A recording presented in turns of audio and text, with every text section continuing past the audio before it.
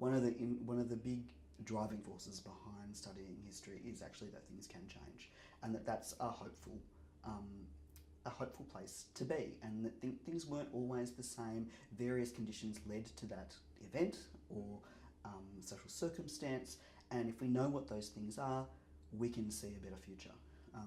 That's the driving force behind my interest in history. So, one of the things we've been looking at is overrepresentation of Indigenous offenders in criminal justice system, and that's something with enormous policy relevance today. And I think this in basically every area of our study, family violence itself, child sexual abuse.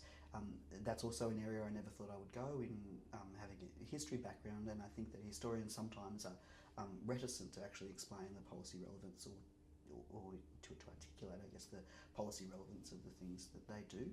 And so it's taken me to collaborations with people from other disciplines and other areas that can help me be able to show that relevance.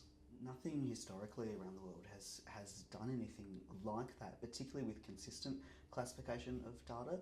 And so, to classify something in that way and make it known that these are the rules of the classification. We classify, for example, this particular relationship between a person, an acquaintance as this. We classify a family member as this. To be able to apply that globally, who knows what that is going to tell us about trends in the history of violence that we might previously have not been able to see, because we don't classify data in the same way.